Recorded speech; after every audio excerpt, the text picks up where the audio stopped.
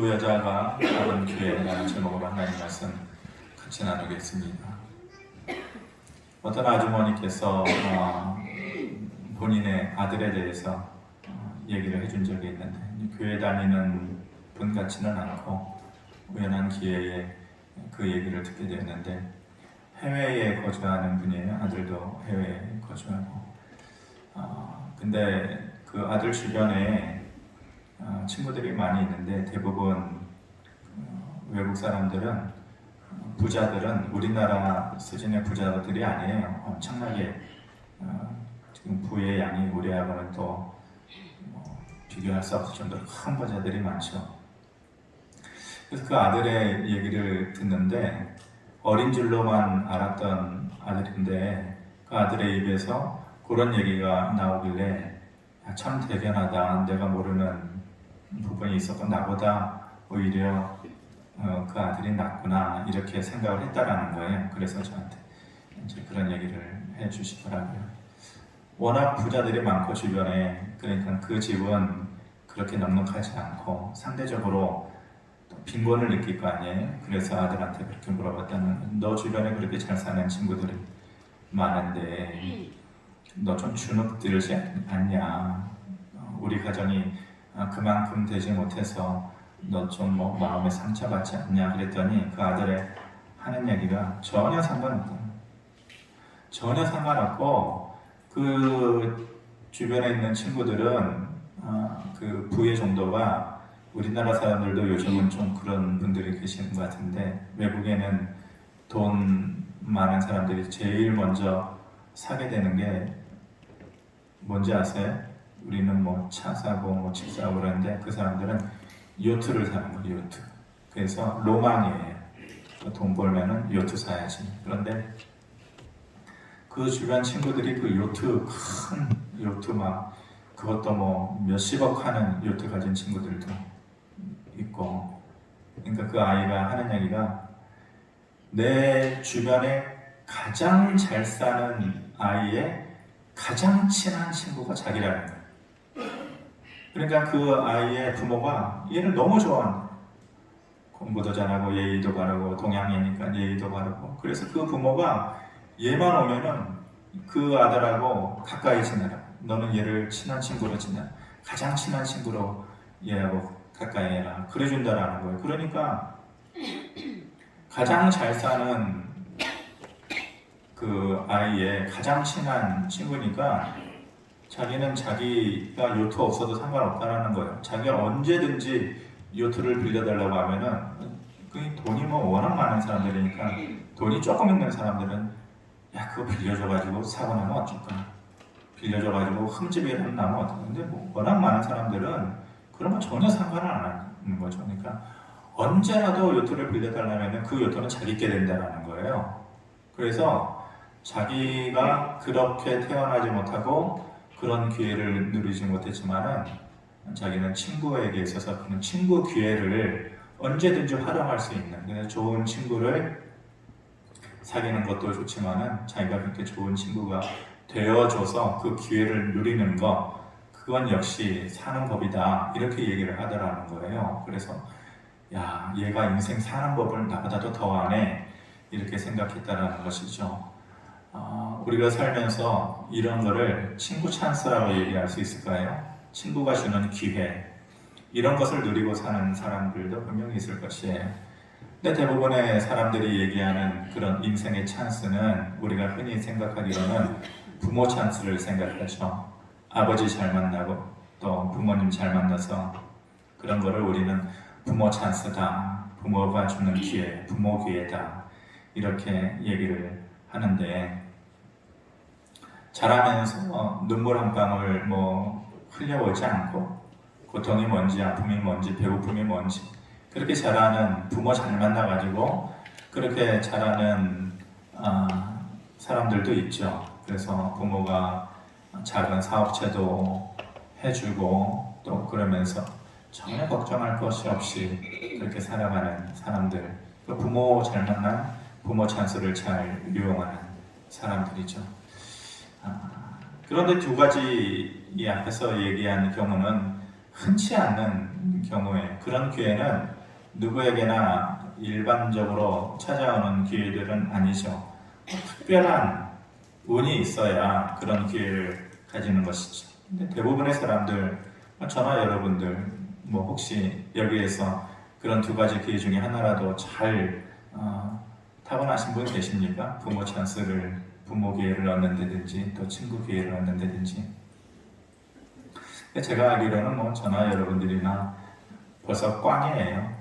그런 것에 있어서는 이미 물 건너갔고 특별한 운이 있어야만 되는 것인데 대부분의 사람들은 그런 기회를 보지도 못하고 만지지도 못하고 그렇게 살아가는 것이 일반적인 우리들의 삶인 것이죠.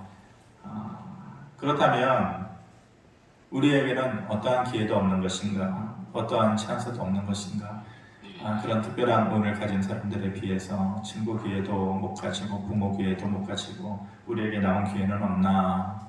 원래 제목을 아직 남은 기회 이렇게 제목을 처음에는 초안을 잡을 때 이렇게 했다가 두 여자가 잡은 기회로 이제 바꿔봤는데 아직 우리에게 남은 기회가 있다 결론적으로는. 그런데 그것이 이제 두 여자가 잡은 기회를 통해서 우리에게 비춰지는 하나님의 말씀을 우리가 살펴보려고 합니다. 그 두 여자가 누구이고 또 그 두 여자가 잡은 기회가 어떤 기회이고 또 그 기회가 우리의 기회가 되었으면 하는 마음으로 이 말씀을 준비하고 전합니다. 성경에서 여자들의 삶이라는 것은 지금 제 눈으로 보는 제 앞에 있는 여자들의 삶하고는 완전히 딴판이죠. 고대 근동시대, 지금도 물론 중동 지역은 여자들이 인권을 보장받지 못하지만 그 당시에는 여자들의 존재 가치라는 것이 물건과도 같은 그런 것이었을 때가 있었죠. 그래서 여자들의 이름이 성경에 기록되는 경우는 흔치 않아요. 특별히 예수 그리스도의 그 족보, 예수 그리스도의 계보에 여자들의 이름이 나타난다라는 것은 아주 특별한 경우인 것이죠. 근데 오늘 마태복음 1장 4절에서 6절까지 세 계절을 보았는데 거기에 특별한 두 여자의 이름이 나오는 것이죠. 정말로 굉장히 특이하고 특별한 경우라고 볼 수가 있는 것이죠. 1장 5절 마태복음 1장 5절 말씀 우리 같이 한번 읽어보겠습니다. 시작. 살몬은 라합에게서 보아스를 낳고 보아스는 룻에게서 오벳을 낳고 오벳은 이새를 낳고 이새는 다윗을 낳으니라. 제가 오늘 좀 특별한 아주 재미난 숨겨져 있었던 족보 얘기를 좀 해드릴 텐데 여러분들이 그냥 마태복음 1장 5절을 보면서 깊이 묵상하면서 이 마태복음을 읽었던 사람들은 아마 제가 봤을 때 여기에 거의 없을 거예요. 근데 오늘 여기에서 특별한 내용을 좀 같이 살펴보려고 합니다. 다윗 왕 이후로 수많은 왕들이 있었죠. 그 왕들의 역사가 끝나고 나서 이제 예수 그리스도의 탄생에 대해서 얘기하는데 지금 마태복음 1장 5절에는 다윗 왕을 낳으느냐 여기까지 기록이 되어 있죠. 거꾸로 올라가면 다윗의 아버지는 이새예요. 그 이새의 아버지는 오벳이죠. 이 오벳이라는 다윗의 할아버지는 누구의 아들이에요? 보아스하고 룻에게서 났다. 이렇게 얘기해요. 성경의 전체를 다 설명드릴 수는 없어요. 설교 시간이 2시간, 3시간 된다 그러면 꼼꼼하게 그거를 설명드리겠지만 그렇지 못하니까 이미 여러분들이 룻기를 통하여서 보아스하고 룻은 안다라고 가정을 하고 말씀을 드리는 것이에요. 익숙한 이름이 남았어요. 룻도 나오고 보아스도 나왔어요. 그러니까 이 보아스하고 룻이 부부인데 이 둘 사이에서 다윗의 할아버지인 오벳이 나온 것이죠. 그런데 그 보아스는 익숙한 이름이라고 생각하고 넘어갈게요. 누가 낳은 거예요? 그 앞으로 거슬러 올라가면 라합에게서 누구를? 얘기해 보셔요. 라합에게서 누구를 낳았어요? 보아스를 낳았다. 라합도 우리가 잘 아는 여인의 이름이잖아요. 이 한 개 구절에 우리가 보고자 하는 두 여자의 이름이 나와요. 한 명의 이름은 라합. 그 라합이 누구를 낳았어요? 보아스를 낳았습니다. 보아스의 아내가 누구예요? 루시예요. 이 특별한 운명을 가진, 특별한 기회를 잡은 두 여자의 인생 얘기를 잠깐 해드리려고 해요. 이미 대부분의 여러분들은 다 아시겠지만은 이 중에 모르시는 분들도 분명히 계실 것이고, 그 얘기를 해야 두 사람 간의 특별한 인연, 숨겨져 있는 스토리를 이해할 수가 있으니까 짤막하게 말씀드릴게요. 먼저 라합은 누구예요? 그렇죠. 여호수아 첫 장에 들어가면 여호수아가 이제 모세의 뒤를 이어서 가나안 땅에 정복 전쟁을 하러 가나안 땅에 들어가는데, 처음 발 딛는 그 땅에 정탐꾼을 2명 보내요. 그런데 그 정탐꾼이 그 땅이 어떠한가 살펴보러 들어가자마자 발각이 되어지죠. 그 당시에 외국 사람이 들어와서 어떠한 목적으로, 그것도 정복 전쟁을 위해서 쳐들어온 사람들 아닙니까? 발각되면 당연히 죽죠. 최소한 옥에 갇히든지 아니면 죽든지. 그런데 발각되어지는 그 상황 가운데에서 누가 그 사람들을 숨겨주고 구해줘요? 라합이 구해줘요. 기생 라합이. 그 당시에 기생이라는 직업은 여자 자체로도 존재 가치가 말 표현이 좀 죄송하지만은 하실 것 없었는데 기생이었단 말이에요. 하다못해 또 기생이에요. 그러니까 그 여자는 기구한 운명을 살아가는 그러한 여자였을 것이고, 또 남모르는 아픔도 많이 있었을 것이고, 그런데 그 기생 라합이 그 두 정탐꾼을 살려준단 말입니다. 그리고 그 땅에 살면서 그 가나안 땅에서 이미 섬기고 있었던 자기들의 신이 있었을 거 아니에요. 그런데 이 여인의 마음에는 멀리서 들려오는 이스라엘 백성들의 점차 다가오는 그 발걸음 소리도 들렸을 것이고, 또 한 가지 들렸던 것은 그들이 믿고 섬기는 하나님에 대한 소식이었어요. 애굽에서 종노릇하던 430년 동안 종노릇하던 이스라엘 백성들을 기적적으로 구해내신 그분이 홍해를 어떻게 건너게 하셨고, 불기둥과 구름기둥으로 그 백성들을 어떻게 인도해 오셨으면서 자기들을 땅을 정복하러 들어온다라는 얘기를 들었을 때에 그 여인의 마음에는 그들이 기존에 섬겨왔던 신은 이미 그 마음속에 있는 신이 아니에요.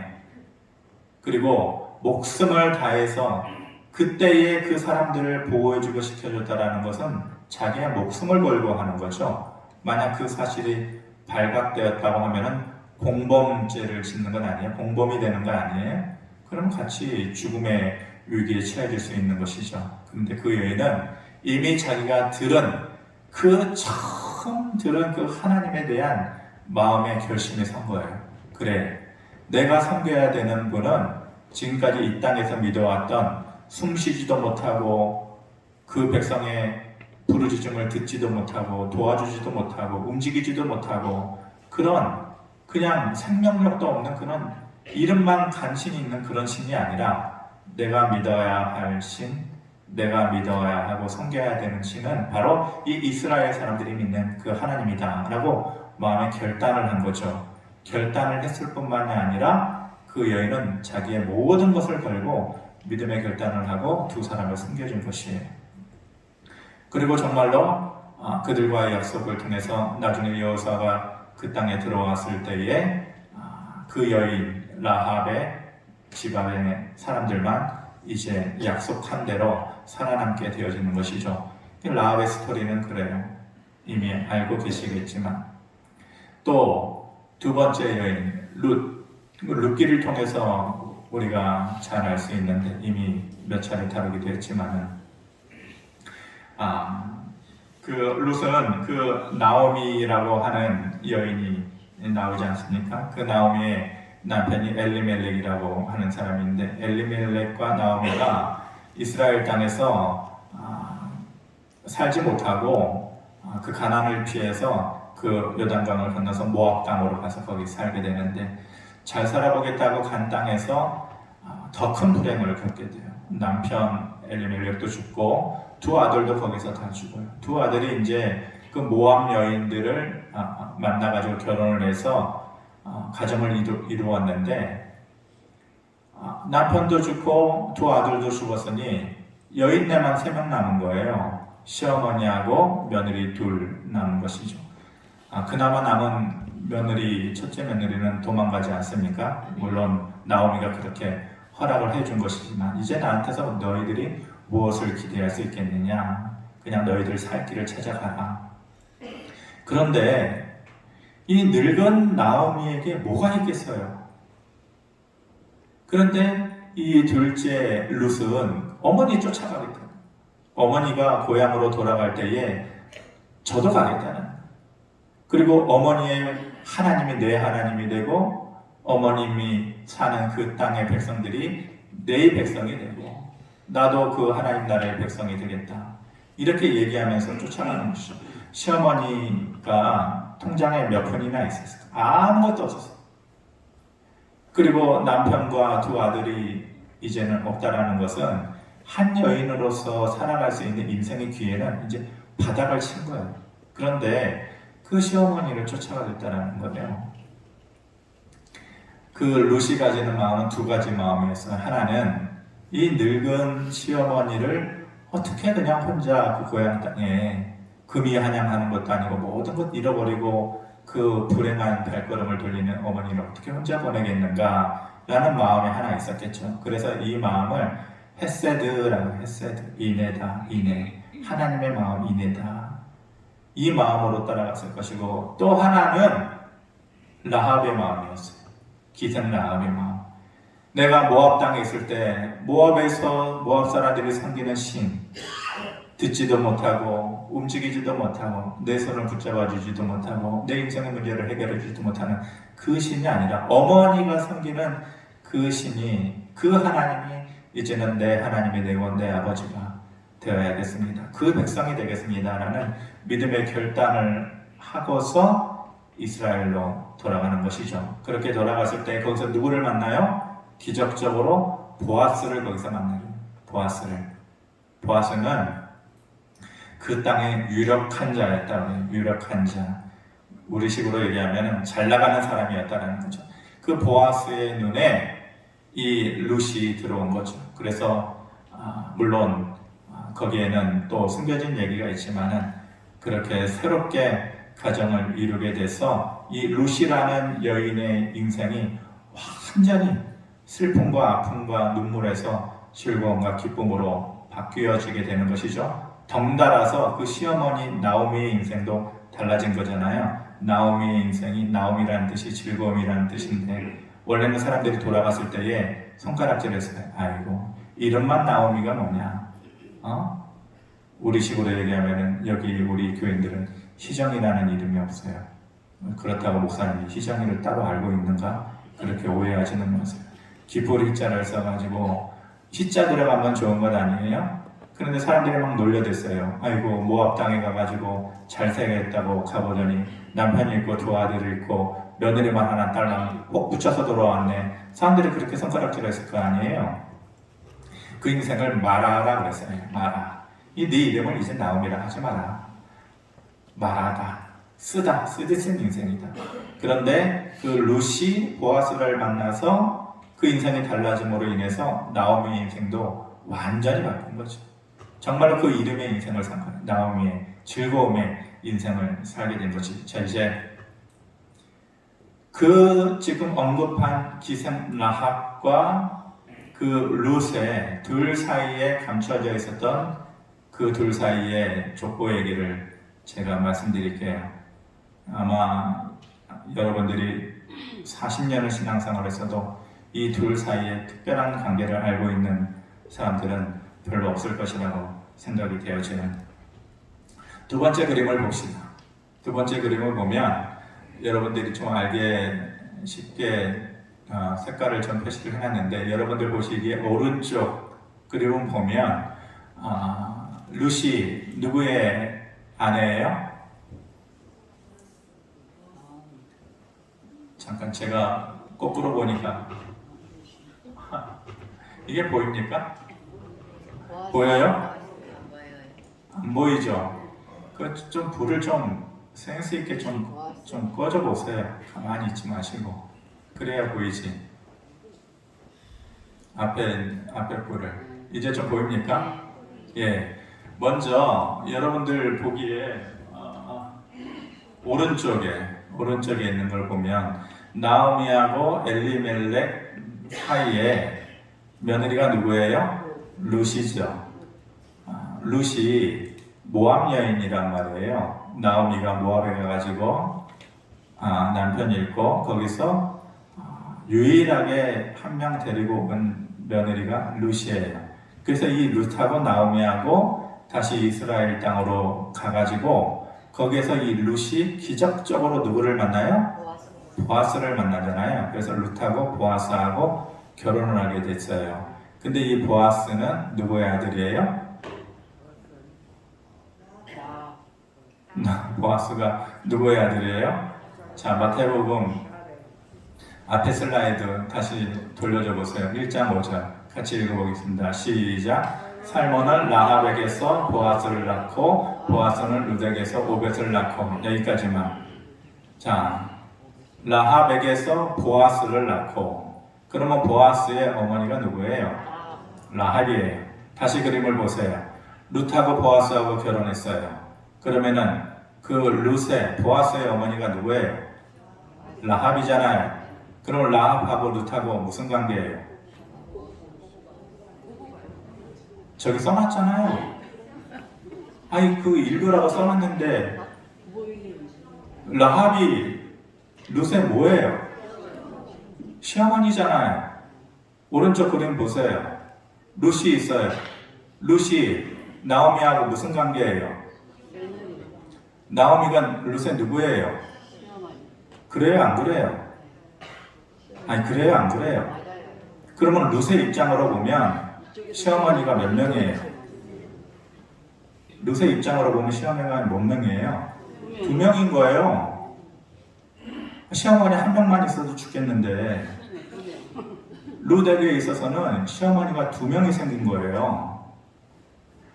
라합하고 나오미하고 같은 시간대에 살아서 둘이 만났는지 그것은 확실치 않죠. 성경에서 그것까지 얘기해 주지는 않으니까. 성경이 그런 것까지 얘기해 주면은 성경의 분량은 이만큼 돼야 돼요. 그렇지만 우리가 충분히 추측을 하고 생각을 해봐서 어땠을 것이다 라는 것은 추측을 해낼 수가 있는 것이죠. 그러니까 나오미하고 룻의 시어머니가 모압 땅에 있을 때의 시어머니는 나오미고 또 이스라엘에 와가지고 새롭게 결혼한 남편 보아스의 어머니가 라합인데 라합도 시어머니인 것이에요. 이 라합하고 나오미하고 서로 만났는지는 모르겠어요. 성경에서 그것까지는 얘기해주고 있지 않지만 두 집 살림에서 얼마나 가까이 했는지는 모르겠지만 분명한 것은 이 라합하고 룻과의 관계가 시어머니와 며느리의 관계라는 것이에요. 마태복음 1장 5절에 나오는 예수 그리스도의 족보에 유일하게 그 5명의 여자가 나오는데 그 5명의 여자는 따로따로예요. 마리아를 포함해서. 그런데 그 5명 중에 특별한 인연과 관계를 가지고 있는 두 여자가 바로 라합과 룻이에요. 그런데 둘 사이가 시어머니하고 며느리 사이란 말이에요. 또 둘 사이에 공통점이 있어요. 둘 사이의 공통점. 뭐예요? 기고한 인생을 사는 여자들. 그리고 둘 다 인생을 태어나고 살면서 설교서두에 얘기한 그 특별한 운, 아버지 찬스도 없고 친구 찬스도 없고 환경적으로 누구의 도움을 받아본 일도 없고 혼자서 호롤단신 인간 이하의 취급을 받으면서 힘겹게 내 인생에 있어서 무슨 기회가 있겠나 그렇게 생각하면서 살았던 여인들이에요. 근데 그 두 여인이 만난 거예요. 아, 목사님 두 여인이 만난 게 성경에 있나요? 없어요. 그런데 숨겨진 스토리를 제가 한번 써보는 거예요. 어찌됐건 보아스하고 룻하고 결혼했을 때에 라합이 그때까지 살아있었는지 안 살아있었는지는 모르죠. 그런데 충분히 있을 만한 숨겨진 스토리를 제가 생각을 해보는 거예요. 저희 어머님이 살아계셨을 때 아내가 직장 다니고 새벽 예배 갔다 와서 직장 멀리 갔다 와서 하루 종일 일하고 오면은 어머니 방에 들어가요. TV를 하루 종일 켜놓고 있는 어머니 방에 들어가서 거기서 같이 TV를 봐요. 근데 TV를 보면서 TV를 보는 게 아니에요. 제가 봤을 때는 거기서 그냥 꾸벅꾸벅 졸고 있어요. 그냥 TV 보면서 하루 종일 새벽부터 새벽 예배 마치고 직장 다니고 그럼 거기서 꾸벅꾸벅 왜 그렇게 졸고 있냐, 피곤한데. 내 어머님이 하루 종일 혼자 계셨을 것 같은데 TV 보면서 그냥 같이 그 시간에 그거 있어준다라는 거예요. 고맙죠. 제 입장에서는 평생 기억에 남는 모습들이고, 이 시어머니 라합하고 모압 여인이었던 룻이 아마 그렇게 만나지 않았을까요? 만나기 직전에 그 아들 보아스가 얘기했을 거예요. 어머니, 그 모압에서 여자 하나가 그 시어머니 나오미를 따라서 우리 하나님 믿겠다고 정말 아무것도 없는 시어머니 따라서 왔는데 이 여자가 보통 내기가 아니에요. 얼굴도 그냥 조금 괜찮게 생겼고 이 사람이 이 여자의 믿음과 결단이 대단해요. 그 얘기를 했을 거예요. 그 얘기를 들은 라합, 그 보아스의 어머니가 고민할 거 없다. 그 여자를 너의 여자로 맞이해라. 결혼해라. 아마 그렇게 얘기했을 것 같아요. 그리고 그 룻을 이제 보아스가 데려와가지고 시어머니가 될 라합 앞에서 앉혀놓고 처음 둘이 상견례를 했을 때에 이 라합이 룻을 보는 마음이 어땠을까요? 네가 나다. 저는 그런 생각이 들어요. 네가 나다. 내 인생 기생 라합이었다. 아무것도 없었다. 그근한 친구기에, 아버지기에, 사람들기에 내 인생 아무것도 없었다. 기생이었다. 죽을 것 같이 살았다. 그런데 어느 날 이스라엘 백성들과 그 하나님에 대한 소식을 들었다. 나 모든 걸 포기했다. 내 인생에 아무것도 누리고 살지 못했지만은 이것만은 잡아야 했다고 생각했다. 그래서 그 하나님을 믿기로 생각해서 정탐꾼을 숨겨주었고 그 숨겨준 결과로 지금의 내 모습이 여기에 있는 것이다. 그런데 네가 나구나. 너도 똑같구나. 모압 땅에서 그 네 시어머니 나옴에 따라서 뭘 보고 왔냐? 시어머니가 돈이 있더냐? 뭐가 있더냐? 늙은 시어머니 죽을 날만 앞두고 있는 그 나옴에 따라서 네가 왜 왔니? 뭐 때문에 왔니? 네 마음속에 그 믿음을 내가 본다. 그게 나다. 너도 모든 것 다 버리고 그 인생 살면서 남이 누리는 친구기에, 아버지기에, 부모기에, 형제기에, 환경기에 다 누리지 못하고 호롤단신 그저 그 하나님 믿는다는 그 백성 되고자 하는 믿음의 결단을 하고 이 땅으로 왔는데 너나 나나 똑같구나. 어쩜 네 모습 안에 내가 있냐? 내 며느리가 되어다오. 라합이 이 룻을 보았을 때에 아마 이런 얘기를 했을 것 같아요.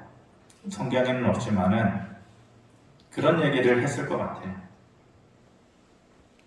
둘 다 사연을 보고 인생을 보면은 아무것도 없었던 사람들. 믿음의 기회만을 붙잡고 살았던 사람들. 그들에게 남아있는 기회라는 것은 딱 하나였어요. 하나님을 바라보고 그 믿음의 기회를 붙잡는 것이었어요. 우리가 어떻게 태어났느냐 중요해요. 살면서 어떤 기회를 잡으면서 누리면서 살아왔느냐 중요해요. 그런데 그것을 얻지 못했다고 해서 우리 인생이 끝난 것 아니에요. 태어남이 특별하지 못했고 살면서 특별한 기회를 가지지 못했고 그렇게 살아왔다고 해도 우리 인생이 끝난 게 아니에요. 우리에게 남아있는 특별한 기회가 하나 여전히 우리에게 남아있는 거예요. 그것이 뭐냐면은 믿음의 기회인 것이. 라합이 그랬던 것처럼, 룻이 그랬던 것처럼 아무것도 가지지 못한 그 가난함의 극치에 있었던 그 두 여자가 내 인생 어떤 기회도 누리지 못했지만 내게 남아있는 것은 이 기회뿐이다. 이거 놓치면은 내 인생은 정말 끝이다. 그래서 모든 것을 목숨까지도 내려놓고 선택했던 그 하나님, 그 믿음의 기회가 그 여인들의 운명을 완전히 바꿔놓은 거예요. 룻은 룻대로 그 여인의 인생이 완전히 바꿔졌고 라합은 라합대로 그 인생이 완전히 달라진 것이죠. 이 시어머니와 며느리 관계인 두 여자가 잡은 기회는 사람의 기회, 주어지는 기회가 아니라 그 자신이 목숨을 다해서 붙잡은 믿음의 기회였던 것이에요. 우리에게 남아있는 기회가 그거 하나이지 않겠습니까?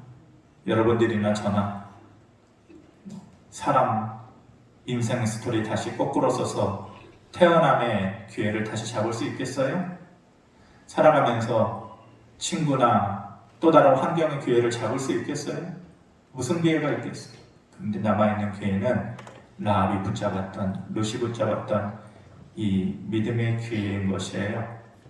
이것을 믿고 저와 여러분들 남아있는 삶의 기간 동안에 이 믿음의 끈을 최선을 다해서 발버둥치면서 붙잡아 보려고 애쓰면서 살아봅시다. 우리 인생이 어떻게 달라질는지 모르겠지만 기대하는 마음으로 이 남아있는 하나의 기회를 두 여인처럼 붙잡고 살아가는 저와 여러분들 되기를 바랍니다. 고마우신 아버지 하나님, 두 여자 별 볼 일 없었던, 정말로 한참이나 별 볼 일 없었던 여인네들이었습니다.